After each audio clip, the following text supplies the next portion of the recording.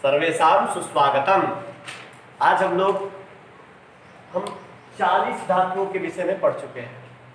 अब हमारे प्रतिज्ञा के हिसाब से हमें केवल 10 धातु पढ़ना है, और वही 10 धातु पढ़ना है जिनका प्रयोग हम सामान्य जीवन में, सामान्य बोलचाल में करते आ रहे हैं ना। आपको भी याद है ना।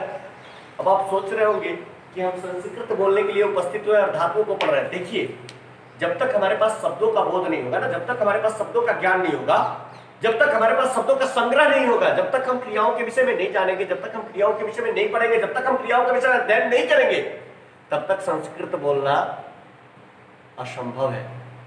हमें क्रियाओं का संकलन तो करना ही पड़ेगा, हमें शब्दों का भंडार तो बनाना ही पड़ेगा। बोलिए, सच कह रहा हूं ना।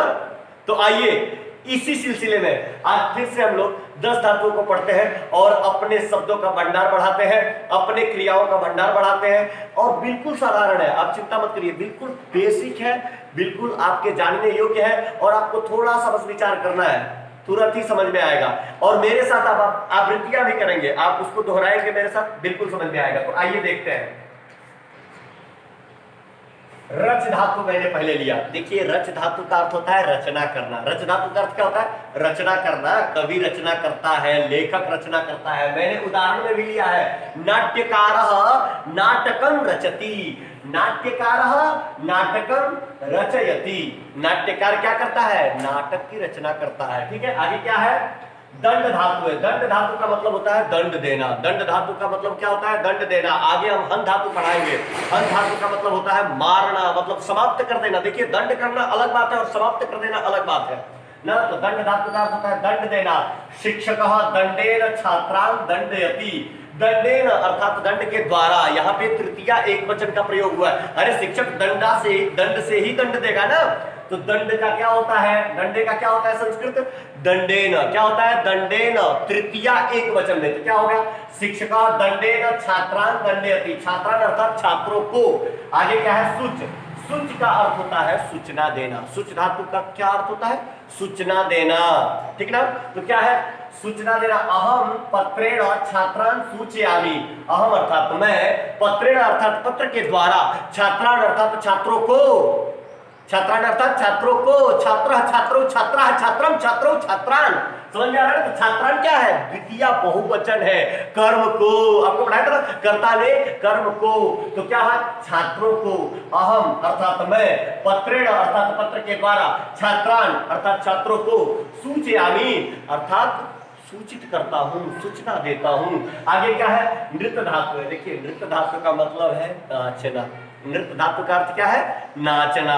जैसे राधा नृत्यति, राधा नाचती है। श्याम नृत्यति, श्याम नाचता है। तुम नृत्यसी, तुम नाचते हो। युवा नृत्यतः, तुम दोनों नाचते हो। यूयं नृत्यतः, तुम सब नाचते हो। अहम नृत्यामि, मैं नाचता हूं। यहाँ पे क्या प्रयोग किया मैंने उदाहरण में? राधा रंगमंचे नृत्यति। रंगमंचे सप्तमी एक वचन, ध्यान देना है, विभक्ति नहीं भूलना हमें, कारक नहीं भूलना हमें। अधिकरण में पे पर, तो रंगमंच पे नाचेगी ना, नाचेगी कि नहीं? आप मेरे साथ बोलो, राधा कुत्र नृत्यति, राधा रंगमंचे नृत्यति, राधा कुत्र नृत्यति, राधा रंगमंचे नृत्यति। अग्रे इस धातु सिंच धातु है। सिंच धातु का अर्थ होता है सींचना। देखिए, किसान सिंचाई करता है ना, गांव में खेतों में सिंचाई करता है। कौन करता है? किसान करता है। तो क्या है यहाँ पे? जनाः क्षेत्रम सिंचन्ति। जनाः अर्थात मानव लोग, जन लोग, जनता क्या करती है भैया? तो जनाः किम कुर्वन्ति? जनाः क्षेत्रम सिंचन्ति। जन लोग क्या करते हैं? तो क्षेत्र सींचते हैं, अर्थात पानी देते हैं अपने पौधों में। ठीक है, आगे क्या है? इस धातु का अर्थ होता है इच्छा करना। इस धातु का अर्थ क्या होता है?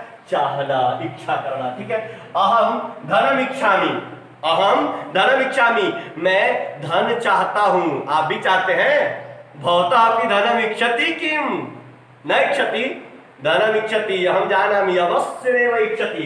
अग्रे हन धातु। हन धातु का देखिए, अभी हम लोगों ने दंड धातु के विषय में पढ़ा। दंडित करना अर्थात मारना वहां भी है, लेकिन सिर्फ जीवंत छोड़ देना है। थोड़ा बहुत मारना है तो वहां पे दंड धातु का प्रयोग होगा। जो सामान्यतः वही दंड हो जिसमें कि जीवन प्रदान किया जाए उसको, ऐसा नहीं कि जान से मार दिया जाए। जब जान से मारने की बात आएगी तो कौन सा धातु आएगा? हन धातु आएगा। हन धातु का मतलब क्या होता है? हनन कर देना। क्या होता है? हनन कर देना, समाप्त कर देना। तो यहां पे मैंने इसीलिए प्रयोग लिया है, रामः बाणेन रावणम हंति। रामः बाणेन रावणम हंति, राम बाण के द्वारा रावण को क्या करता है? मारता है। हंति, हंति क्या है? एक वचन है, ध्यान रखिएगा। हंति क्या है? एक वचन है, बहुवचन नहीं है। प्रथमा बहुवचन हंति नहीं है, हंति क्या है? एक वचन है। आगे क्या है? कृष धातु। कृष धातु का अर्थ होता है कृषि करना।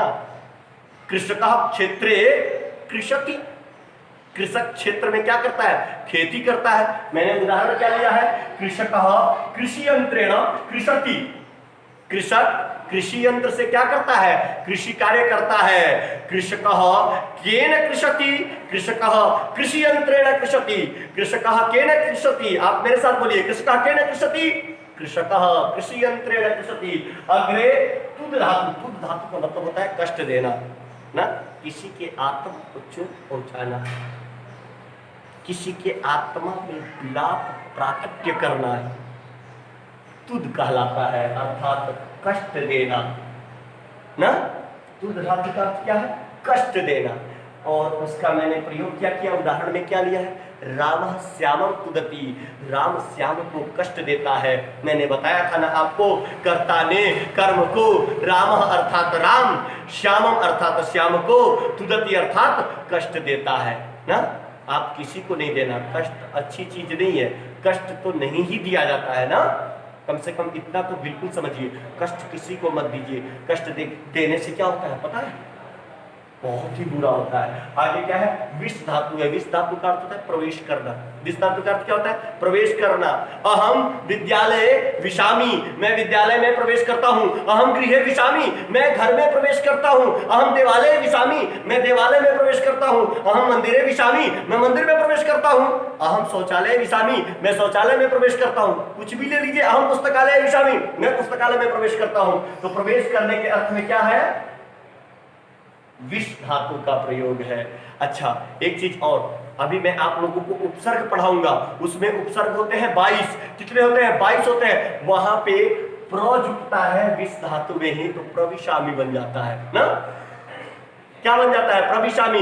अर्थ वही है कि मैं प्रवेश करता हूं। यहां मैंने उदाहरण क्या लिया? अहम विद्यालय प्रविशामी। विद्यालय में क्या है? सप्तमी एक वचन है। विद्यालय में क्या है? सप्तमी एक वचन है। तो विद्यालय का तो प्रवेश करेंगे नहीं, विद्यालय के लिए तो प्रवेश करेंगे नहीं। कहां करेंगे? विद्यालय में प्रवेश करेंगे ना भैया। तो जब विद्यालय में प्रवेश करेंगे तो क्या होगा? में पै पर, अधिकरण में पै पर, सप्तमी एक वचन। क्योंकि विद्यालय क्या है? एक है। विद्यालय क्या है? एक है। अब प्रवेश करने वाला मैं हूं, इसलिए क्रिया भी क्या होगी? उत्तम पुरुष एक वचन की ही होगी। यदि हम दोनों प्रवेश करें तो क्या होगा?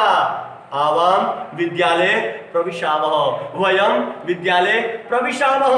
रामः विद्यालय प्रविशति, रामो विद्यालय प्रविशतः, रामाः विद्यालय प्रविशन्ति।